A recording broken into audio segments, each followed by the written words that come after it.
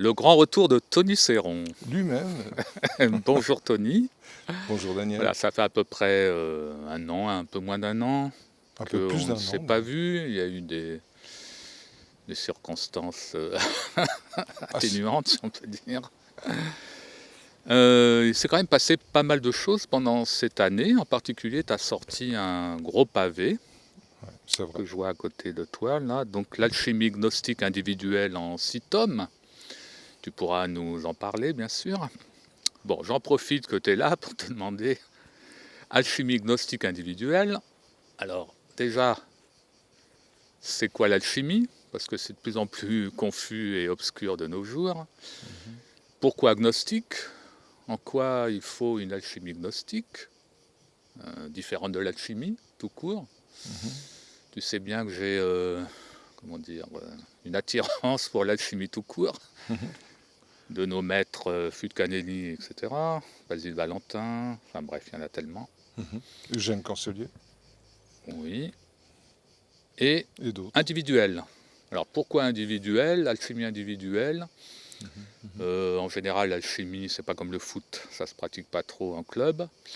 C'est plutôt des gens un peu solitaires dans leur petit labo, dans leur château, etc.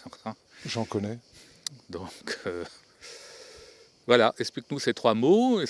et ça sera l'occasion aussi de nous parler de ces 6 tomes. À toi, Tony. Ok. Ben, on va décortiquer ça en ces trois mots. Bon, ben, alchimie, pourquoi C'est pas évident. C'est la chose la moins évidente pour moi. C'est compliqué. Ça ne se donne pas comme ça. Et pourtant, on peut sentir un appel de ces écrits, un peu, oui, hermétiques, hein, c'est le cas de le dire. Pourquoi? Parce que ça décrit quand même, mine de rien, à un moment donné, on se rend compte que ça décrit un processus très très clair finalement, un déroulé euh, cohérent. Alors, on peut le voir dans un premier temps comme la recherche de la pierre philosophale, c'est-à-dire la fixation, pierre, d'une philo, donc d'une amitié pour la Sophia, pierre philosophale. Donc il y a l'idée quand même d'adhérer à une certaine sagesse, de se faire, d'être en amitié avec cette sagesse, mais de la fixer, pierre, c'est-à-dire de la matérialiser. Ce n'est pas uniquement une projection, une idée. Donc l'alchimie, pour moi, c'est la recherche de quelque chose d'extrêmement concret à travers des choses qui ont été peut-être perdues pour beaucoup.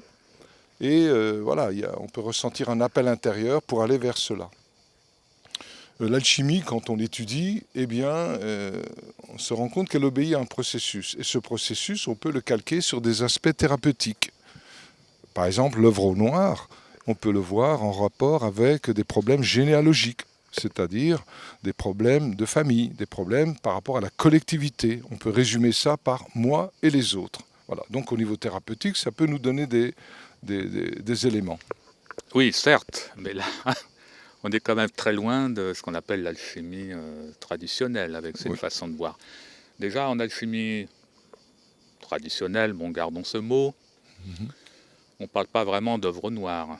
L'œuvre noire étant réserve plus une putréfaction, on parle plutôt d'œuvre blanc, œuvre rouge. Mhm. Mhm. Donc toi, tu gardes ou tu Ben, moi, je introduis pense cette que œuvre c'est noire. primordial, et même avant l'œuvre noire, il y a la mise en place d'une réunion de différentes choses de manière à attaquer le processus alchimique. On n'attaque pas le processus alchimique comme ça parce qu'on l'a décidé.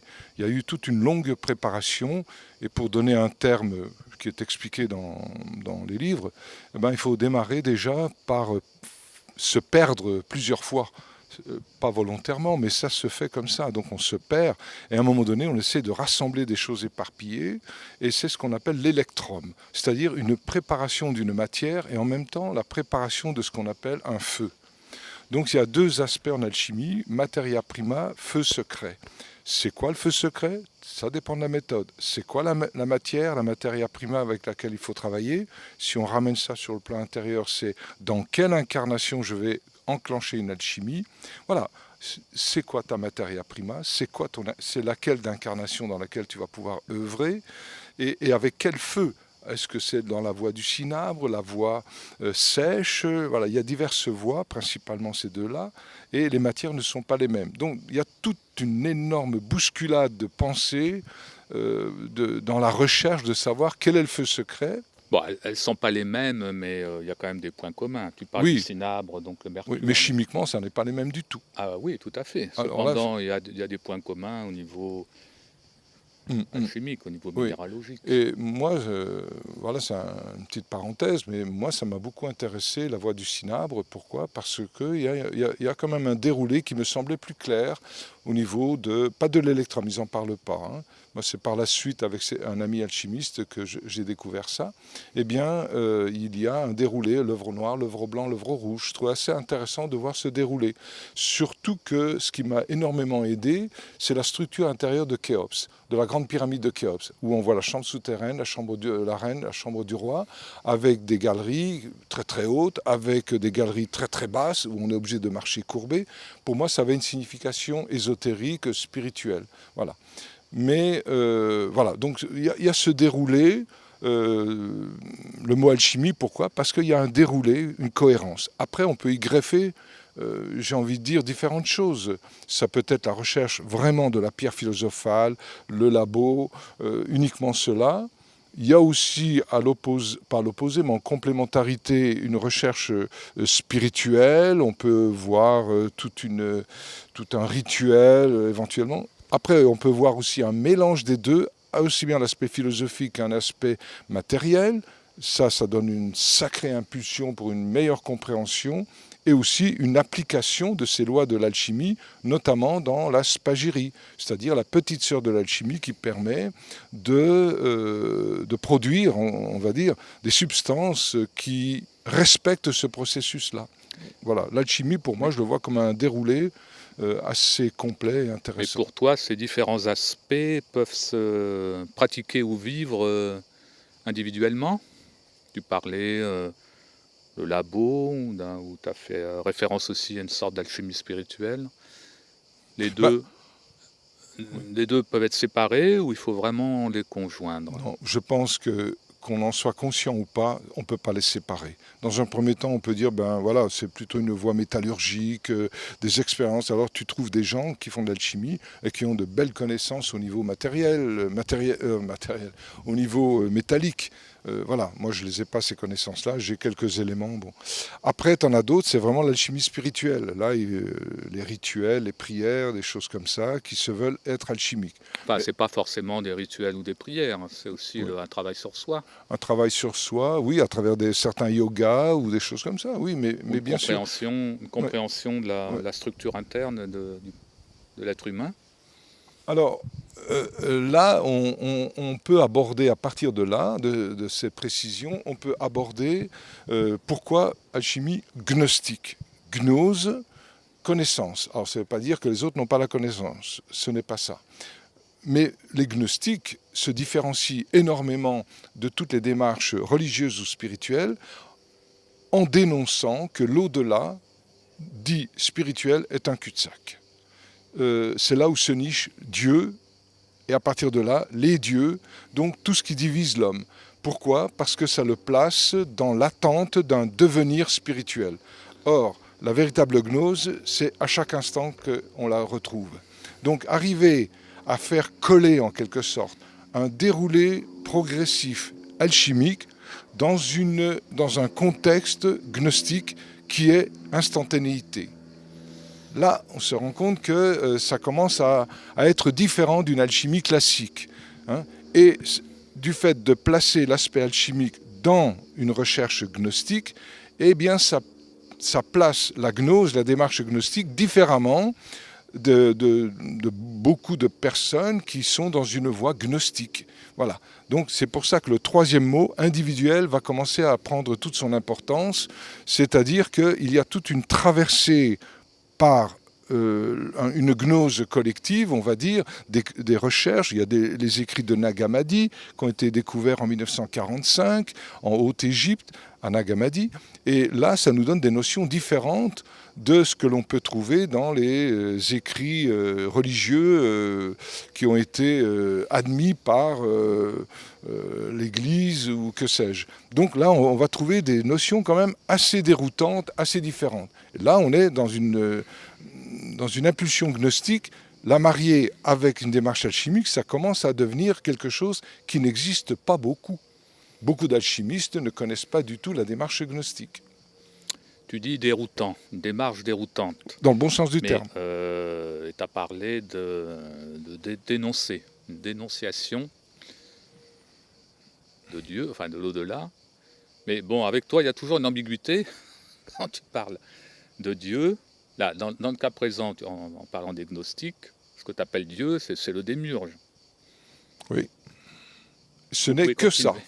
Hein? Dieu est démiurge. Pourquoi? Parce qu'il nous éloigne, c'est une radicalité. Alors, je ne dis pas que ça est dans les écrits gnostiques. Moi, je donne mon avis. Dans mon vécu, dans ma recherche, dans ma façon de voir les choses, pour moi, Dieu, c'est pas « Ah oui, mais c'est l'image que tu as de Dieu. Oui, oui, il faudrait replacer Dieu différemment, ton Dieu interne. » Non, non, non, non, non, non. C'est Dieu le plus grand parasite que la terre n'ait jamais porté.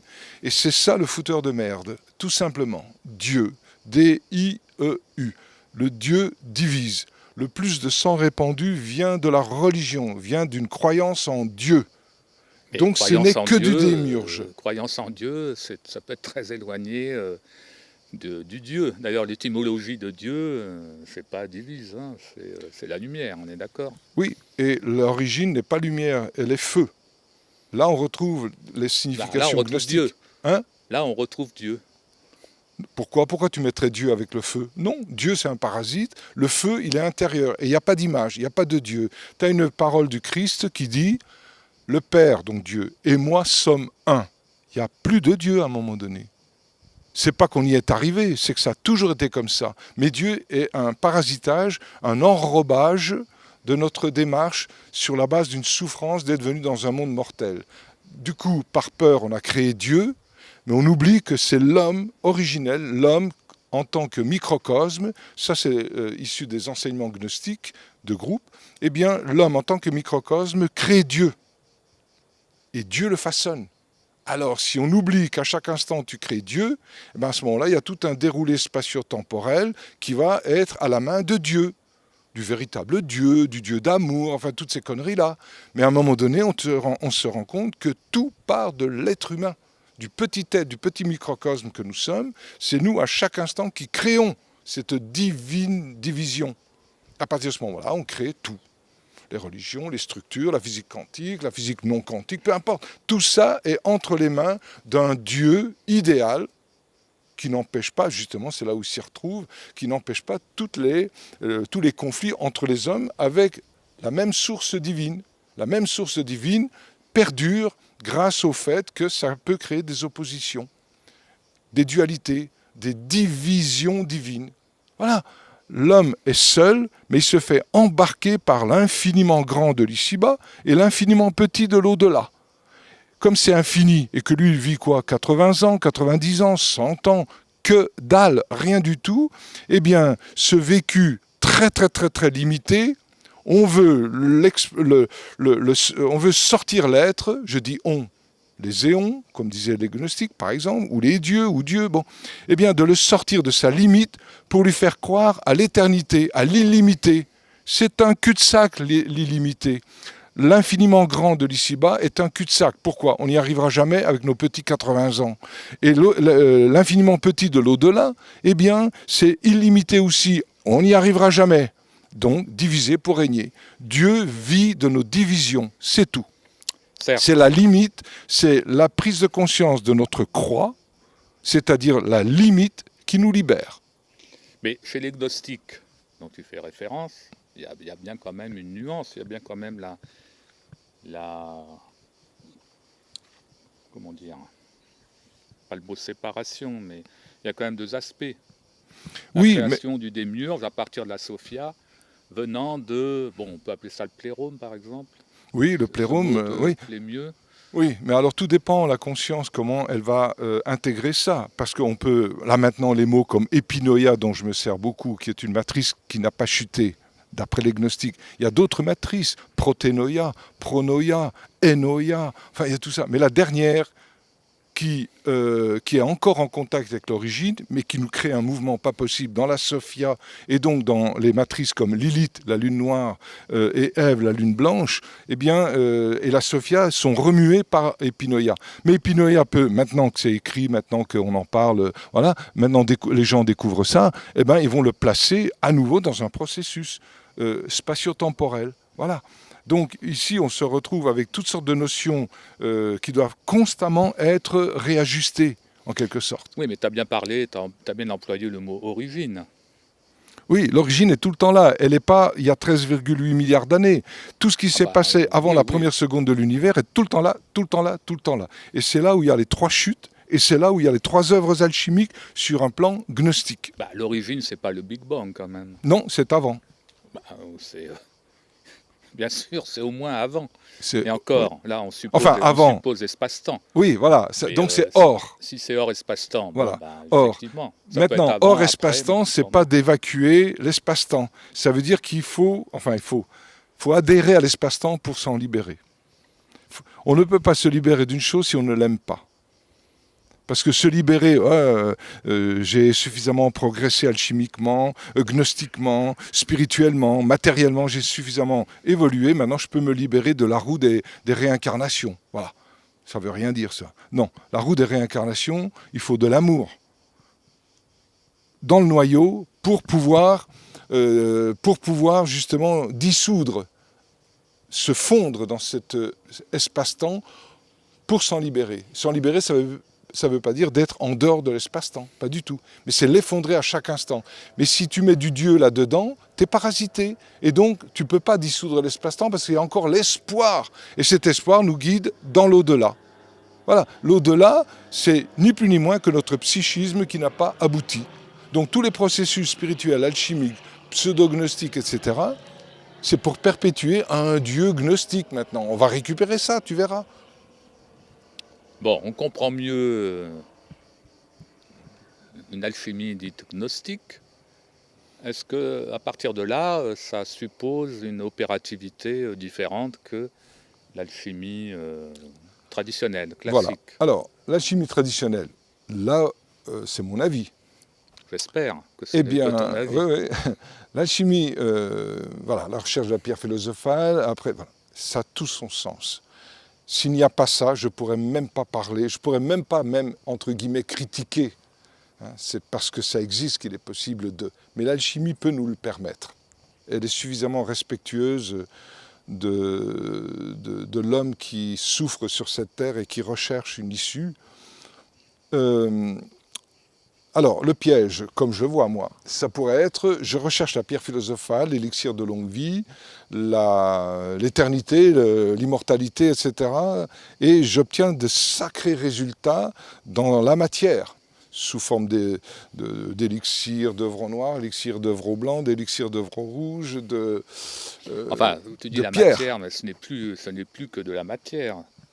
C'est bien plus que de la matière. Oui, Et oui. encore, en disant ça, je rabaisse la matière, ce qui est une Non, mais j'ai hérésie en pas fini, alchimie. au contraire. C'est-à-dire que ces choses-là ont leur sens, ça donne un support dans la matière d'un processus qui est à la frontière entre l'espace-temps et le non-espace-temps. L'alchimie, moi je la situerai à ce niveau-là, c'est pour ça que je parlerai plus facilement d'alchimie gnostique. Donc ça suppose de ne pas confondre l'origine avec l'au-delà.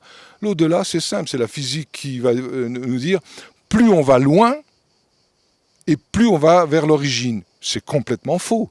Plus on va tout près de l'homme, déjà il faudrait le respecter, hein, et ne pas le mettre dans des programmes d'éternité, et bien plus on va vers l'homme et plus on trouve quelque chose de l'origine. Pourquoi? Parce que ça se fait avec sa conscience, alors que les scientifiques ne respectent pas la conscience humaine. Pas du tout. Ils se permettent des expériences qui nous imposent à coup de formules extrêmement compliquées, et du coup l'humanité, on en sait quelque chose en ce moment, elle est soumise à ce type de connaissances qui nous tend à s'éloigner de ce que nous sommes déjà.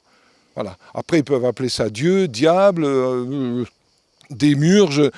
Le but, est simple, séparer l'homme de lui-même. Voilà, ça c'est une chose. Maintenant, on pourrait voir à travers ce processus alchimique s'il est correctement vécu, enfin correctement, s'il est vécu au plus sincère, j'ai la prétention de dire que je l'ai connu grâce à un ami, eh bien, pour moi, la pierre philosophale est déjà là. Ça ne veut pas dire, ah ben ça y est, je suis sur ma pierre philosophale, j'ai mon chaos alchimique intérieur. Non. Je pense que le fait de dérouler les 3 œuvres et les 3 multiplications, là c'est le processus alchimique, le livre l'explique en long, en large et en travers, eh bien, ce qui est vécu là, même si ça ne transmute pas du plomb en or, la pierre philosophale, elle est là-dedans, elle est dans ce processus alchimique, intérieur et extérieur, mais qui a besoin de l'extérieur. Donc pour moi, cette alchimie gnostique n'attend pas d'avoir forcément une pierre philosophale comme on l'entend dans le sens matérialiste.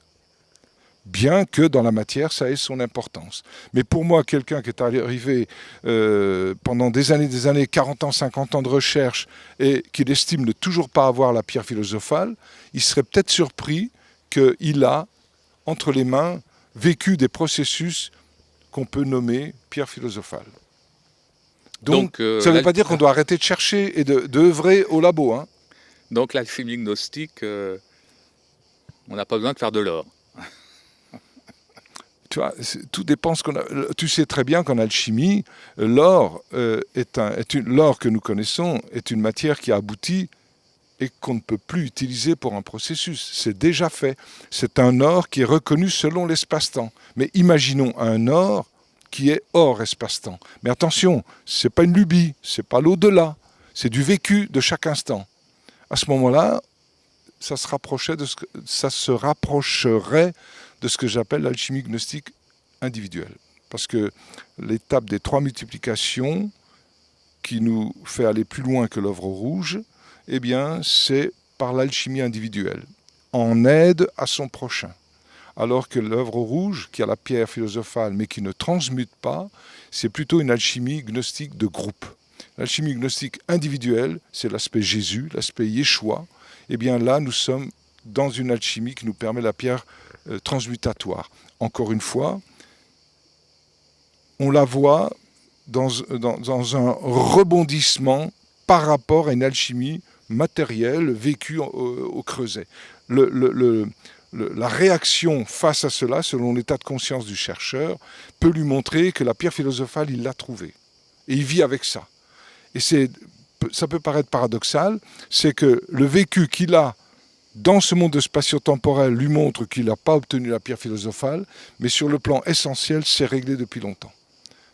Donc ça peut même être un enveloppement qui permet de rester protégé d'une pierre philosophale qui serait reconnue par tout le monde parce qu'il fait des transmutations sur une table devant la caméra, par exemple. Voilà. Là, l'être se fragilise. Par contre, la véritable pierre philosophale, pour moi, qui libère réellement des 2 kilos de poussière que nous sommes quand on va mourir, eh bien, c'est une pierre philosophale gnostique. Comment ? Eh bien, à travers le processus extérieur, il y a un rebondissement. Il y a une réaction intérieure qui te montre que tu n'as pas besoin d'attendre la pierre philosophale qui transmute à l'extérieur pour de l'or extérieur. Ton or, tu l'as déjà. Et ce n'est pas uniquement une alchimie spirituelle dans le sens où on pourrait dire, ben voilà, je m'oriente avec mon yoga sur telle ou telle matière pour obtenir mon or intérieur. C'est pas ça non plus. C'est difficile à expliquer, mais c'est pour ça que ça réclame une connaissance de l'alchimie, une connaissance de la gnose et une connaissance de la gnose individuelle. Oui, là, de ce dont tu parles, c'est quand tu arrives à ce stade, il s'agit d'alchimie individuelle. Oui, qui respecte totalement l'alchimie de groupe. Hein. Alors c'est quoi l'alchimie de groupe ? L'alchimie de groupe, c'est que tu as eu besoin, pour recomposer l'être que tu es, de fréquenter d'autres personnes. Et ça peut durer toute la vie. On peut être apparemment, bon, moi je fais partie de rien, tu le sais très bien, mais on peut être apparemment dans un groupe et vivre une alchimie individuelle. Et à l'opposé, ah ben tiens, Tony Céron a écrit alchimie individuelle, gnostique, machin truc. Voilà, moi aussi je suis dans une alchimie, je fais partie d'aucun groupe, je n'adhère, c'est tout à mon intérieur. Ces gens-là n'ont pas traversé l'enseignement de groupe.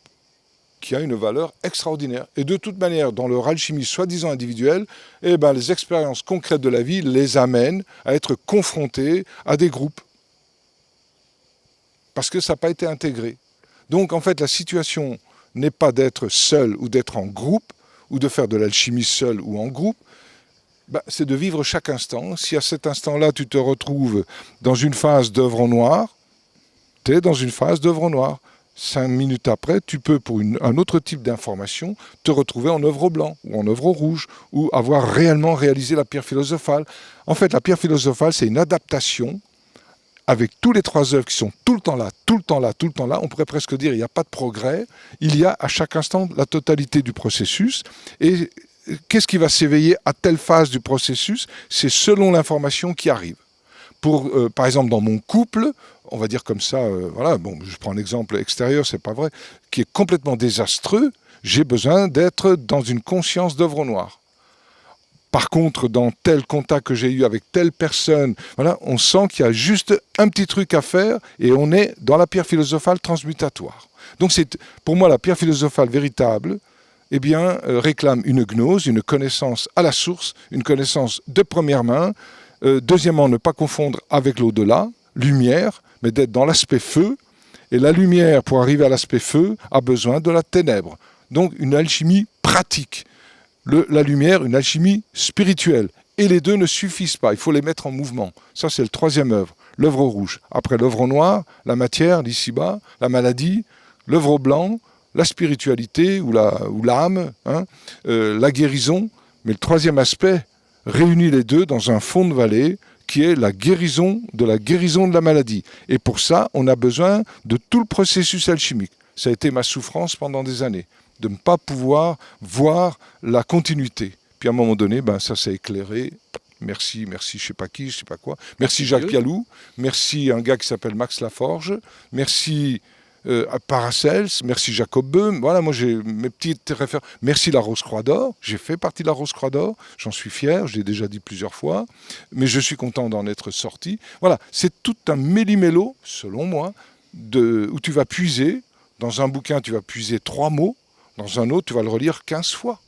Voilà, donc selon notre état de conscience, arriver à réunir tous les morceaux, hein, pour pouvoir avoir un processus complet, avoir une image complète, un puzzle complet. Là, il y a l'image qui apparaît. À partir de ce moment-là, tu peux te retrouver dans une phase d'œuvre en noir. Tu dis, mais j'ai rien compris dans ma famille, c'est toujours pas réglé. Tant mieux. Pourquoi? Parce que tu es en train de faire un travail inconsciemment de compassion vis-à-vis de tel aspect. Donc, ce qui s'est passé avec cette alchimie gnostique individuelle, eh ben, j'ai fait des reliances aussi au niveau thérapeutique, avec des problèmes généalogiques, des problèmes de couple, des problèmes de période intra-utérine, des problèmes par rapport à des insolubles, une problématique religieuse, une problématique... J'ai fait un travail, je l'ai mis ce chapitre, sur l'église d'Orcier, de mon petit village, où je suis.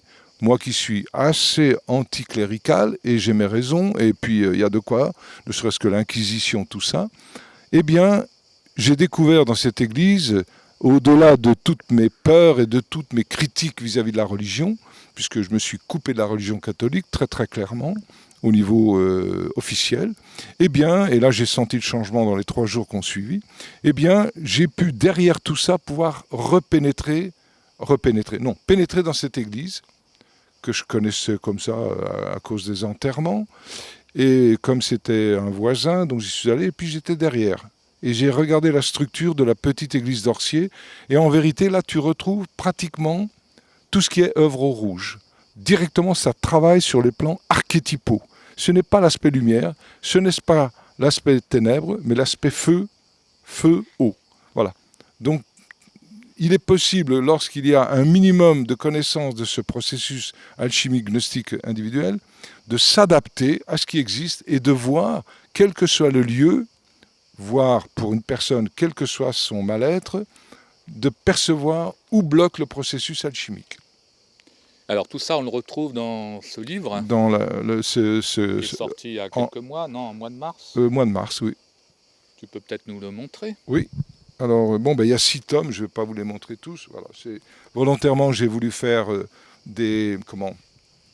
Volontairement, j'ai voulu faire des livres qu'on pouvait tenir dans la main parce que c'est vrai que j'ai fait 2, 3 livres assez épais. C'est un peu chiant à porter. Voilà. Donc j'ai préféré faire ça. Ça m'a coûté très cher. Et voilà. Donc ces 6 tomes parlent de choses et d'autres. Ça ne se lit pas comme un roman, évidemment. On ouvre n'importe quelle page, n'importe quel tome, à part vers la fin du 6e tome, où je fais un résumé aussi bien de l'anthroposophie et je fais un travail sur comment dire, sur la table de Mendeleïev par rapport au Yiking. C'est très intéressant. Donc les travaux de Pialou m'ont bien aidé pour essayer de voir comment on pouvait placer la table de Mendeleïev, qui est quand même notre composé chimique, à travers tous ces métaux, toute cette matière, et bien de voir comment on peut utiliser, notamment au niveau des verbalisations. Par exemple, juste un exemple, il y a une concordance dans l'hexagramme 50 qui veut dire chaudron, on pourrait imaginer le chaudron alchimique, eh bien, il y a aussi un lien avec la matière qu'on appelle le Einsteinium. Donc c'est une matière radioactive, hein, voilà, inspirée du nom de Einstein. Par exemple, bon, j'ai un petit souvenir comme ça, et la verbalisation est très intéressante. Donc pouvoir utiliser ces 118 éléments de Mendeleïev en thérapie, en sachant que ça correspond à l'œuvre rouge. Et ça fera l'objet d'un autre livre ou d'un stage? Non, non, non. En stage, on l'enseigne, pardon, mais c'est le 6e tome. Dans le 6e tome, il y a 2 ou 3 chapitres sur Mendeleïev. Utiliser la table de Mendeleïev par rapport au Yiking, mais aussi par rapport au tarot. C'est très intéressant de voir les 22 lames du tarot, guidées par, 21 lames du tarot guidées par le mat, par rapport à 3 phases de 7 lames, 7 lames, 7 lames, et les mettre en concordance avec l'œuvre noire, l'œuvre blanc, l'œuvre rouge, et en concordance avec la table de Mendeleïev. Oui, Donc, ça veut dire que ça respecte aussi bien les aspects, on va dire, ésotériques, voire spirituels, et les aspects très concrets de la matière. D'accord, donc tu nous conseillerais l'achat de ce coffret qui vaut 56 €. Alors on avait mis 47, et puis oui, mais avec les frais de port, tout ça, enfin ça fait 56 €. Pour la France, la France, non? Ça fait Pour la France? Pour la France, bien sûr. Alors une anecdote comme ça, 47 €, pourquoi? Parce que le livre me coûte presque, pas autant, mais presque vraiment. Donc je gagne rien, bien évidemment. Donc voilà. Mais j'ai été voir le banquier pour avoir 18 000 € pour les imprimer. Et quand il a su que je le vendais 47 €, il m'a dit, mais vous en sortez pas, enfin, vous gagnez que dalle, quoi. Bon.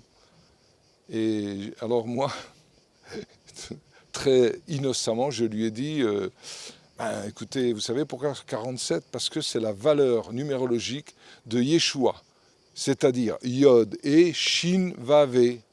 Alors je te fais la figure qu'il a faite, il a fait ça. Ah, quand même. C'est après que j'ai réalisé qu'on était dans 2 mondes différents. Et il m'a dit, c'est quand même curieux de calculer comme ça un prix de vente par rapport à un prix d'achat. Mais bon, oui, tu au risquerais moins on en pas arrive. d'être employé. Hein, quoi? Tu risquerais pas d'être employé À la par banque, comptable dans une entreprise. Non, non. Mais bon, ça se vend quand même un petit peu. C'est très sympa. Et tu as d'autres projets de livres? Alors oui, dans un mois Tant ou qu'on y deux, est. au mois de septembre, eh bien, il y a le livre quoi. sur les grottes cathares, toute l'initiation cathare. Il y a le texte aussi que nous avons lu le 16 mars 2021, c'est-à-dire 777 ans après le bûcher de Montségur, quand sur le bûcher, l'évêque Bertrand Ammarty a dit « Dans 700 ans, le laurier refleurira ». Et c'est vrai que 700 ans après, eh bien, le 16 mars 1944, il y a eu 7 personnes qui ont marqué le coup. Ensuite, bon, sans entrer dans les détails, 56 ans après, nous arrivons en 2000, et c'est là où le fondateur de la Rose-Croix d'Or dit le travail que nous faisons s'arrêtera là. Après, ce sera autre chose.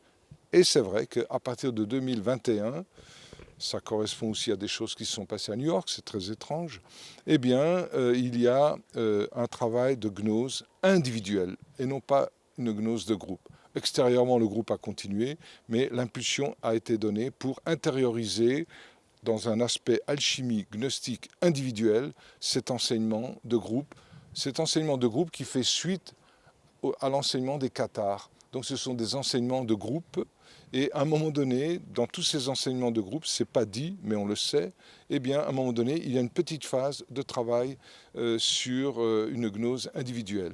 Nous sommes en 2021, ça fait 21 ans de gnose individuelle. Alors maintenant, si on respecte une numérologie tarot, où il y a 78 lames du tarot, il y en a 56 mineures et 22 majeures. Eh bien, la 21e majeure, c'est cette année. Donc, depuis le 16 mars, pardon, je reviens un tout petit peu en arrière, les 56 années correspondent aux 56 arcanes mineurs. C'est bien, il n'y a pas longtemps que j'ai découvert ça. Et ensuite, 21. Donc, ça arrive au mat. Nous sommes dans une année, je pourrais dire, mat. Donc, la liberté. Donc, l'alchimie individuelle, où il porte dans sa besace un condensé de sel insoluble. C'est quoi les sels insolubles en alchimie gnostique? Eh bien, individuelle, eh bien, c'est le feu secret.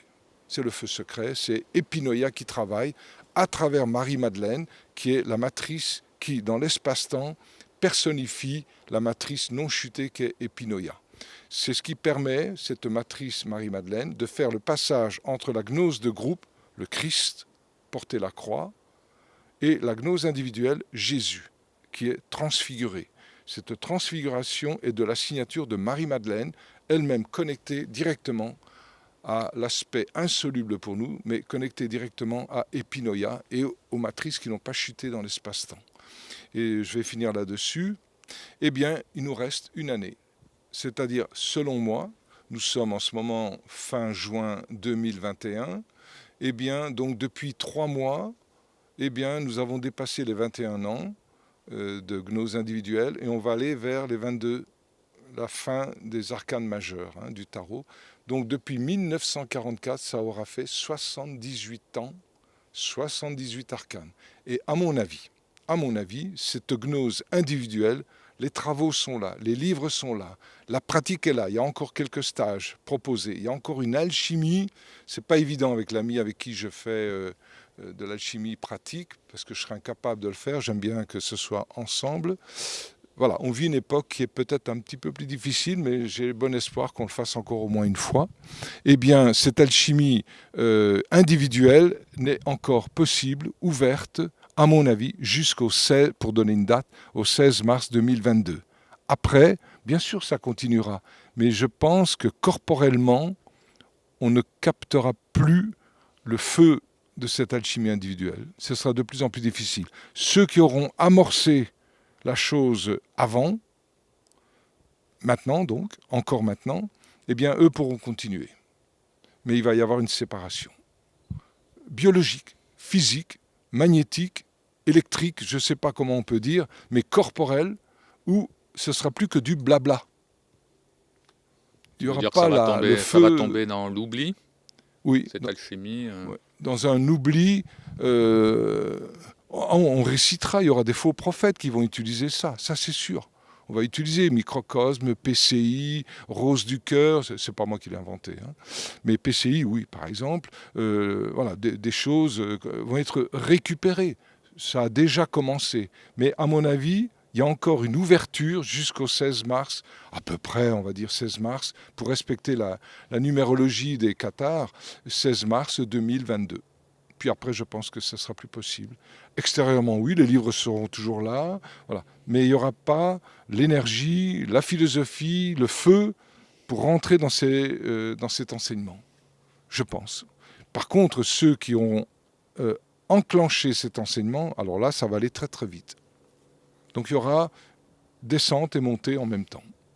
Il y aura une sorte de séparation, tu veux dire? Je pense, je vois comme ça. Ou alors c'est parce que j'arrive à un certain âge, après moi le déluge, peut-être que je vois ça et puis ce sera faux. Mais je ne le crois pas. Magnétiquement, déjà maintenant, je le sens. Déjà maintenant. Tu t'épuises à faire des discours et sur Il y a peu de personnes et il y a peu d'énergie à l'intérieur des êtres pour capter ça. Ils perdent leur énergie dans les portables, dans les écrans, les machins, trucs. Oui, moi aussi j'ai un... Voilà. On ne pourra plus s'entendre, tu vois. On ne pourra plus se comprendre, on ne pourra plus communiquer. Et tous ces aspects techniques extérieurs, c'est une chose. On n'a plus le temps, voilà. Mais aussi les aspects intérieurs. C'est-à-dire que biologiquement parlant, on n'aura plus les capacités de réflexion à ce niveau-là. Elle se perd à vitesse grand V. Mais il faut voir à quel régime on est manipulé. Hein, les écrans, mais c'est extraordinaire. Les remèdes, enfin les soi-disant remèdes, les médicaments, les vaccins, les virus, les machins, les trucs qui pénètrent à l'intérieur, mais c'est extraordinaire. Un gamin en France, il vient de naître, il a 11 vaccins obligatoires. Donc comment tu veux qu'on s'en sorte? On ne s'en sortira pas. Pour moi, ce plan-là est mort. En tout cas, on en prend le chemin. Alors, pourquoi on est là? Il y a quelque chose à capter, à le garder, à traverser. Il y aura une renaissance ou un changement oui, mais de cycle. Tu sais, tu peux faire tous les miracles que tu veux. Si l'outil est cassé, il est cassé. Hein, la mécanique est cassée. Alors on dira, oui, mais je me réincarnerai, tout ça. Oui, ben là, peut-être, j'espère. Oui, mais l'alchimie ne peut pas se casser. Oui, mais le concept, ce concept-là, s'il n'est pas vécu, ben c'est une alchimie de devenir, une alchimie d'espoir, une alchimie, on espère que, mais l'alchimie vécue, ce sera plus possible. Ou alors en petits groupes. En petits groupes, voilà. On parle d'ailleurs de l'alchimie de groupe, le microcosme, et le microcosme qui commence à se dégonfler, eh bien, on est dans un état avant l'alchimie pleinement individuelle, où il n'y a plus d'aura, eh bien, c'est une alchimie de petits groupes. Au niveau de la physique, eh bien, l'alchimie de groupe, le microcosme, c'est l'inflation. 6 moments d'inflation. Donc c'est abondamment parlé de ça dans ce livre. Et ensuite, la contraction, c'est les 6 moments les plus proches de l'origine. Eh bien là, on est plus dans une alchimie de petits groupes. Et l'étape d'après, c'est Jésus, Yeshua. Alors là, il n'y a plus d'aura. Il n'y a plus d'aura, l'être ne rayonne plus. Alors que toutes les démarches spiritualistes, pseudo-gnostiques, pseudo-alchimiques, eh bien, c'est rayonner l'aura, la vibration, quand tu es en sa présence, gna gna gna gna gna gna. Voilà. Derrière tout ça, il y a Dieu. Il y a Dieu. Des murs, c'est une pipelette, ça, c'est tout. Mais le Dieu originel, c'est le suprême parasite. Et l'homme passe sa vie à s'offrir à cette éternité spatio-temporelle. Le programme est merveilleux. Il est blindé. On ne va pas s'en sortir. Ça, c'est une belle prise de conscience. On ne va pas s'en sortir. Donc, ça veut dire qu'on va entrer dedans et pas sortir. Il faut qu'on entre dedans, vivre. D'ailleurs, les moments où l'espace-temps est le plus insignifiant, c'est lorsque 2 êtres se rapprochent. Mais déjà, c'est plus possible. Il y a le masque maintenant. Il y a les vaccins. Il y a les médicaments. Tu prends n'importe quelle maison, ils ont des boîtes à pharmacie dans la maison. Moi, je me souviens de mon père les derniers temps. Hein, ces médicaments recouvraient la moitié de la table. C'était devenu un instrument de laboratoire. Enfin, j'exagère un peu, mais enfin, il est quand même mort de ça. Hein. Enfin, tout ça pour dire qu'il y a un tout petit espace devant nous pour pouvoir faire une prise de conscience radicale dans un amour de soi. Et les moments où on se libère de l'espace-temps, c'est des petits moments où on est à l'intérieur de soi. Et les moments les plus proches de ces moments à l'intérieur de soi, c'est lorsque on fait l'amour. Un homme et une femme qui font l'amour, qui se pénètrent, ils sont dans le même temps et dans le même espace. Le temps, c'est le corps. Ils sont dans le même corps et l'espace, c'est l'image, dans la même image sexuelle. Eh bien, c'est les moments où on se rapproche le plus du non-espace-temps. Les autres moments, c'est de la dispersion. On tourne autour. Bon, l'alchimie intérieure, l'amour intérieur, enfin, c'est toutes des conneries. Tu proposes une solution, alors? Alors, la solution, c'est aimez-vous les uns sur les autres, les uns dans les autres. Voilà, l'amour. Bon, et ça, c'est le 7e tome. C'est lui qui ne sortira jamais. Non, ça traverse les 6 tomes. Bon, donc on peut quand même acheter tes 6 tomes. Oui, pas cher. Oui, on Non, peut. c'est vrai que c'est pas cher. Oui, attends, j'en ai imprimé Quand tu très vois peu, le hein, prix des parce que ça m'a bouquins coûté maintenant. cher. J'en ai imprimé très peu. Enfin, très peu, quelques centaines, voilà. C'est en train de partir et je rééditerai pas parce que, attends, financièrement, tu t'en sors pas, quoi. C'est pas possible. Il y a une réalité matérielle quand même, hein.